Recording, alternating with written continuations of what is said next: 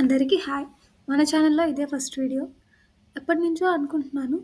Java tutorials తెలుగులో చేసి upload చేయాలి అని చెప్పేసి. కానీ టైం దొరకట్లేదు. అనుకున్నా కానీ స్టార్ట్ చేయలేకున్నా. ఇవాళ విజయదశమి చాలా మంచి రోజు. ఇంకా ఎప్పుడో ఎందుకులే అని చెప్పేసి ఇవాళే స్టార్ట్ చేద్దాం అనుకున్నా. ఇది మన ఛానల్‌లో ఫస్ట్ వీడియో అనమాట. మన ఛానల్‌లో core concepts, Java OOPs concepts and DSA topics కూడా కంటిన్యూస్‌గా అప్‌లోడ్ చేస్తామనమాట. ఫస్ట్ టాపిక్ వచ్చేసి జావా ప్రోగ్రామ్ ఎగ్జిక్యూషన్ అనేది ఎక్స్‌ప్లెయిన్ చేద్దాం అనుకుంటున్నాను. Okay. Let's start the video. Execution of Java program. అంటే ఇప్పుడు మనం ఏదైనా జావా ప్రోగ్రామ్ ఎగ్జిక్యూట్ చేసినప్పుడు ఏం జరుగుతది? ఎలా ఎగ్జిక్యూట్ అవుతది ఆ జావా ప్రోగ్రామ్? ఫస్ట్ అనేసి మనము ఒక ప్రోగ్రామ్‌ని రాసుకుందాం. ఇది. జస్ట్ ఇది క్లాస్ నేమ్. ఇది మెయిన్ మెథడ్. మెయిన్ మెథడ్ లోపల జస్ట్ మనం సక్సెస్‌ఫుల్లీ ఎగ్జిక్యూటెడ్ అని చెప్పేసి ప్రింట్ చేస్తున్నాం. సో, ఈ ప్రోగ్రామ్‌ని మనం రన్ చేయాలి.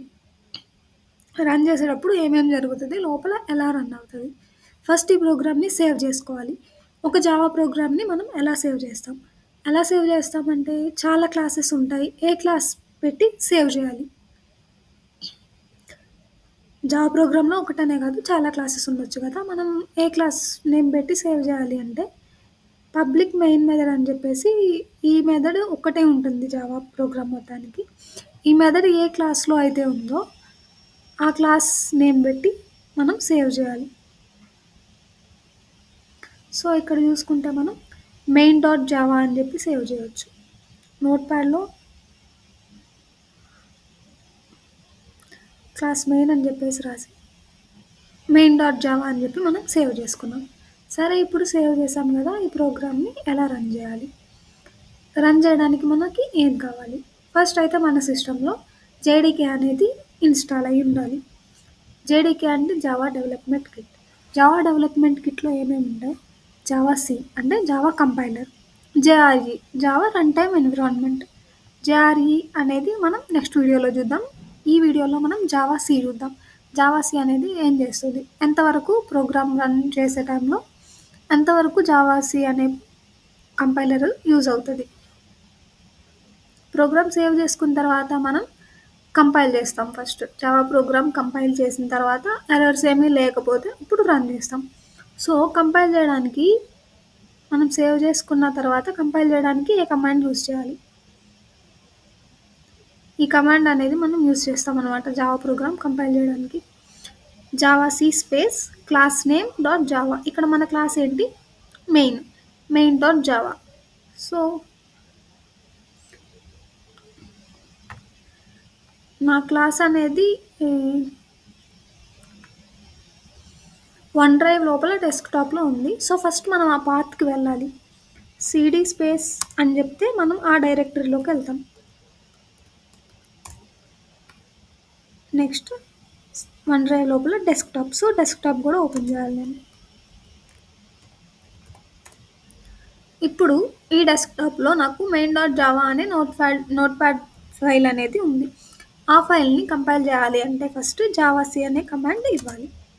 దానికంటే ముందు జావా అనేది ఉందా లేదా అని చెక్ చేసుకోవాలి కదా! సక్సెస్‌ఫుల్‌గా లింక్ అయిందా లేదా అని సక్సెస్‌ఫుల్‌గా చెక్ చేయాలంటే Java space hyphen version. So, నా జావా వర్షన్ 22. ఇప్పుడు మనం class name dot Java C space class name dot Java. ఈ ప్రోగ్రామ్‌లో ఏ ఎర్రర్స్ లేకపోతే మనకి సక్సెస్‌ఫుల్‌గా కంపైల్ అయ్యి నెక్స్ట్ స్టెప్‌కి వెళ్ళండి అని చెప్పేసి ఇలా వస్తది. ఇప్పుడు మనం నెక్స్ట్ కమాండ్ ఇవ్వచ్చు అని చెప్పేసి అది చెప్తుంది. ఇప్పుడు ఈ ఈ మధ్యలో ఏం జరుగుతుందో మనం చూద్దాం. ఈ స్టెప్‌కి మధ్యలో ఏం జరుగుతుందో మనం ఇప్పుడు చూద్దాం. కంపైలేషన్ స్టార్ట్ చేసిన తర్వాత కంపైలర్ అనేది 3 స్టెప్స్ చేస్తది. ఆ 3 స్టెప్స్ ఏంటంటే ఫస్ట్‌ది లెక్సికల్ అనాలిసిస్, సెకండ్‌ది syntax and semantic analysis and థర్డ్‌ది బైట్ కోడ్ జనరేషన్. ఆ 3 స్టెప్స్ చేసిన తర్వాత ఒక డాట్ క్లాస్ ఫైల్ అనేది ఇంటర్నల్‌గా జనరేట్ చేస్తదది.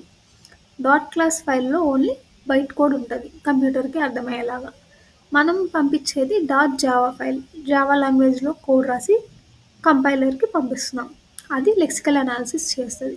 లెక్సికల్ అనాలిసిస్‌లో ఏం జరుగుతది అంటే, ప్రతి క్యారెక్టర్‌ని రీడ్ చేస్తదది. లైన్ టు లైన్ రీడ్ చేసి జస్ట్ టోకెన్స్ లాగా మారుస్తది.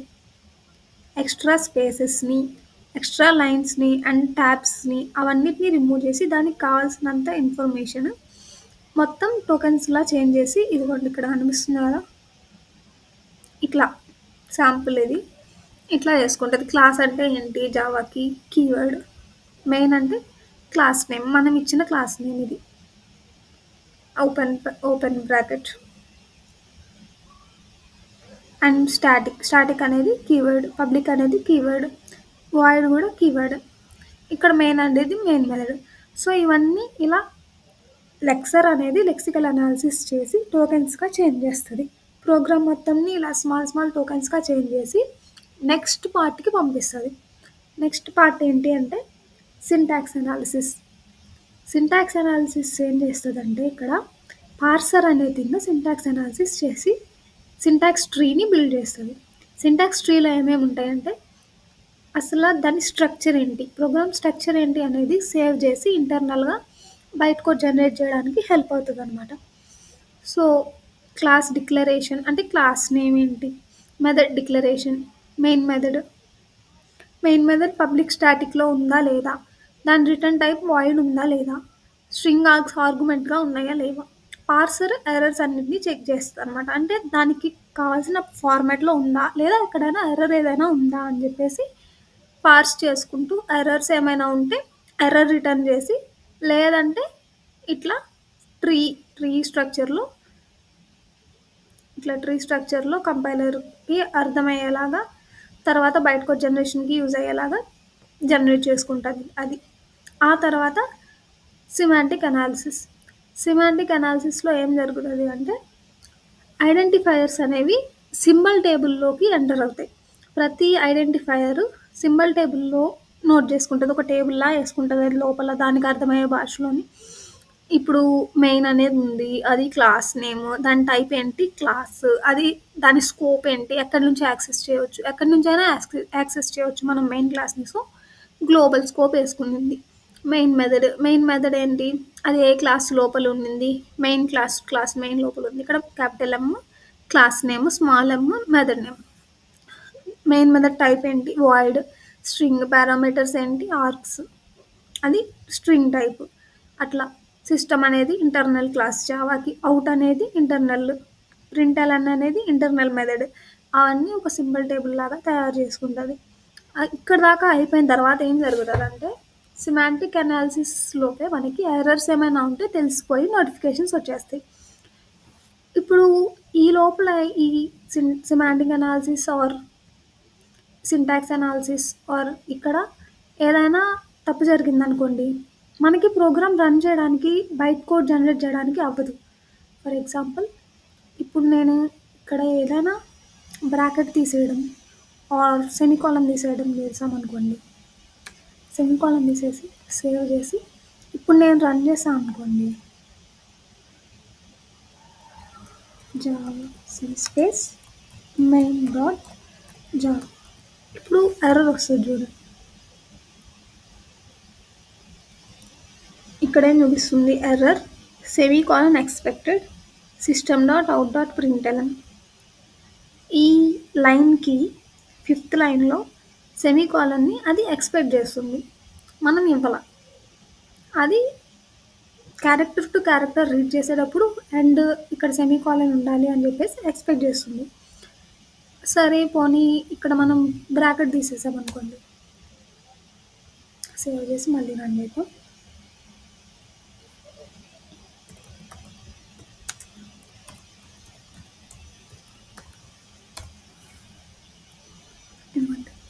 Reach end of file while parsing. Parser అనేది పార్స్ చేసేటప్పుడు ఎండ్ ఆఫ్ ఫైల్ రీచ్ అయిపోయిందంట కంప్లీట్గా పార్సింగ్ చేయకుండానే. ఎందుకంటే ఇక్కడ బ్రాకెట్ అనేది కనిపించలేదంట దానికి క్లోజ్ది. మనం తీసేసాం కాబట్టి దానికి కనిపించలేదు. సో, ఇక్కడ మళ్ళీ మనం పెట్టామనుకోండి. మళ్ళీ సేవ్ చేసి రన్ చేసామనుకోండి.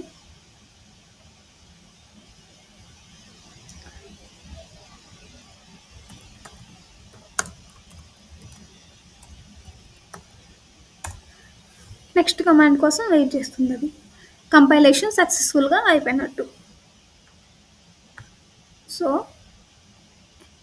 Lexical analysis, syntax analysis, semantic analysis ఏ ప్రాబ్లమ్ లేకుండా జరిగితే ఏమైతదంటే మనకి బైట్ కోడ్ జనరేషన్ అనేది జరుగుతది. బైట్ కోడ్ జనరేషన్ వేటి హెల్ప్‌తో జరుగుతది? సింటాక్స్ ట్రీ, పార్సర్ జనరేట్ చేసే syntax tree and symbol tree, semantic అనాలిసిస్‌లో వచ్చే సింబల్ ట్రీ ఇవి రెండిటిని బేస్ చేసుకొని బైట్ కోడ్ జనరేషన్ అనేది జరుగుతది. లెక్సికల్ అనాలిసిస్‌లో అవుట్‌పుట్ ఏమొస్తది? టోకెన్స్ వస్తాయి. సింటాక్స్ అనాలిసిస్‌లో సింటాక్స్ ట్రీ వస్తది. సింబల్ టేబుల్‌లో ఐడెంటిఫైయర్స్, వాటి యొక్క టైప్స్ అండ్ వాటి యొక్క స్కోప్స్ ఉంటాయన్నమాట. సెమాంటిక్ అనాలిసిస్‌లో type check, method check, void ఉందా లేదా మెయిన్ మెథడ్‌కి, అది పబ్లిక్ స్టాటిక్‌లో ఉందా లేదా అట్లాంటి చెక్స్ అన్నీ సెమాంటిక్ అనాలిసిస్‌లో అది వేసి టేబుల్ చేస్తుంది.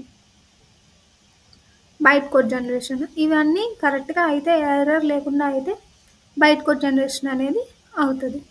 సో, ఇది కంపైలేషన్ ప్రాసెస్ అనమాట.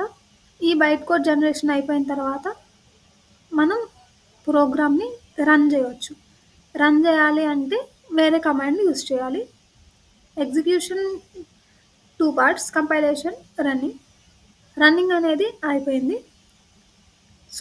కంపైలేషన్ అనేది అయిపోయింది. సో, రన్నింగ్ అనేది నెక్స్ట్ వీడియోలో చూద్దాము.